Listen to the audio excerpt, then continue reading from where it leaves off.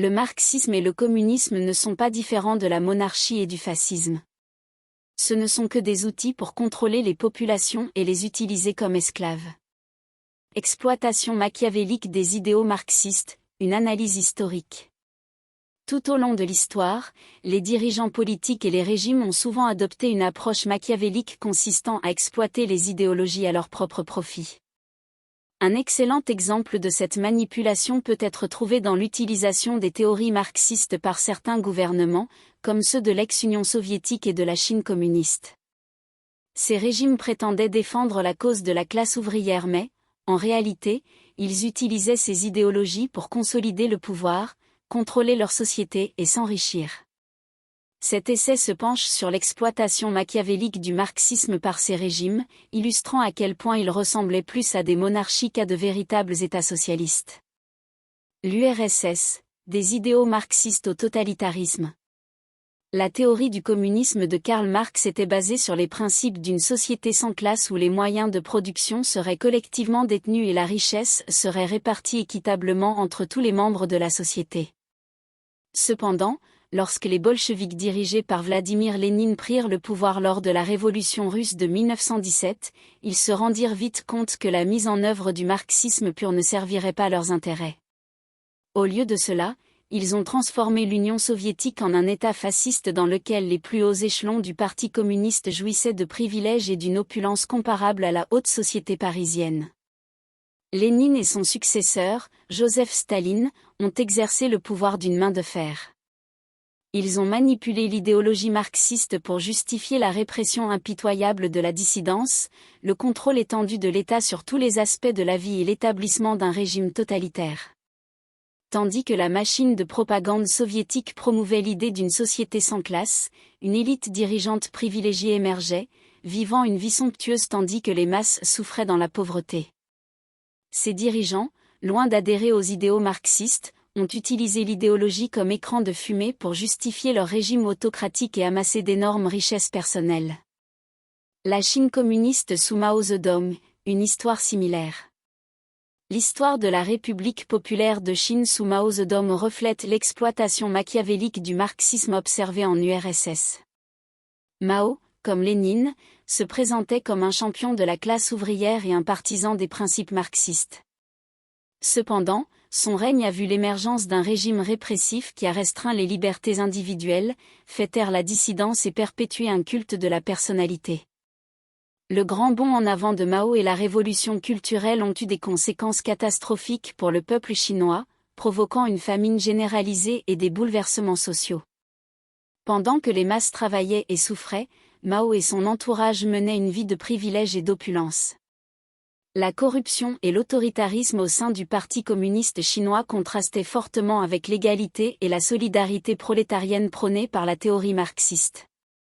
En conclusion, les preuves historiques montrent clairement que l'URSS et la Chine communiste sous Mao n'étaient pas de véritables sociétés marxistes mais plutôt des États machiavéliques qui exploitaient les idéaux marxistes pour perpétuer leur contrôle et s'enrichir.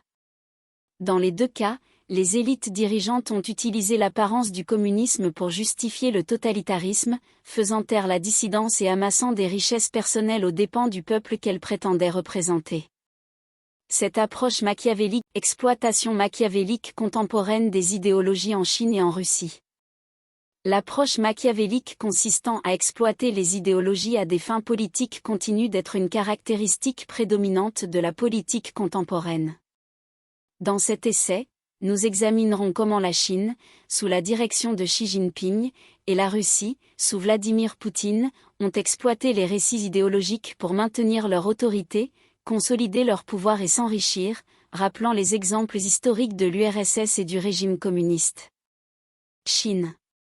La Chine sous Xi Jinping, la réimagination du marxisme. Le leadership de Xi Jinping en Chine représente un exemple moderne de manipulation des principes idéologiques. En apparence, le Parti communiste chinois, PCC, continue de proférer son adhésion au marxisme.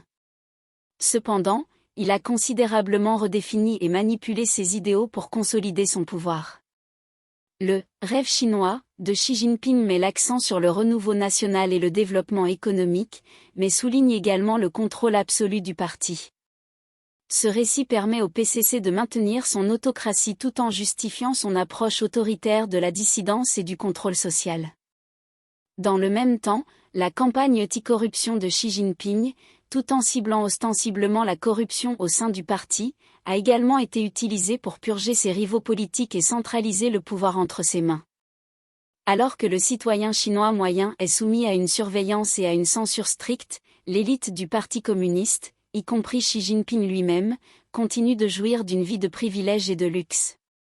Ce contraste saisissant entre l'opulence des dirigeants et la vie contrôlée des citoyens ordinaires démontre une approche machiavélique qui utilise l'idéologie communiste comme façade pour légitimer le pouvoir et l'enrichissement personnel de l'élite dirigeante. La Russie sous Vladimir Poutine, le renouveau de la nostalgie soviétique. En Russie, Vladimir Poutine a employé une stratégie machiavélique différente en faisant revivre la nostalgie de l'ère soviétique. Alors que l'Union soviétique a été officiellement dissoute en 1991, Poutine a subtilement adopté son héritage historique pour consolider son pouvoir. Poutine se présente comme un défenseur des valeurs russes traditionnelles et un rempart contre le libéralisme occidental. Ce récit trouve un écho auprès d'une partie importante de la population russe, qui se souvient de l'ère soviétique avec une certaine nostalgie. En se positionnant comme un leader fort qui tient tête à l'Occident, Poutine a obtenu le soutien populaire, lui permettant de maintenir son emprise sur le pouvoir pendant plus de 2 décennies. Cependant, tout comme les dirigeants de l'URSS, le régime de Poutine se caractérise par l'autoritarisme, la répression de l'opposition politique et un manque de transparence. Le Kremlin exerce un contrôle important sur les médias, limitant le flux d'informations et réprimant toute critique. En conséquence, le gouvernement de Poutine reste irresponsable et échappe effectivement à tout contrôle. Tout en se présentant comme un défenseur de la Russie, le régime de Poutine a vu la concentration des richesses parmi un groupe restreint d'oligarques, à l'image de l'autocratie des dirigeants de l'ère soviétique. En conclusion, la Chine sous Xi Jinping et la Russie sous Vladimir Poutine illustrent comment les dirigeants contemporains continuent d'employer des stratégies machiavéliques pour manipuler les idéologies à leur propre avantage. Dans les 2 cas, les élites dirigeantes ont redéfini et réutilisé les récits idéologiques pour maintenir le pouvoir, réprimer la dissidence et accumuler des richesses personnelles tout en présentant une façade d'adhésion à leurs idéologies respectives. Ces exemples soulignent la nature persistante de la manipulation politique et la capacité d'adaptation des dirigeants dans l'utilisation de récits idéologiques pour servir leurs propres intérêts.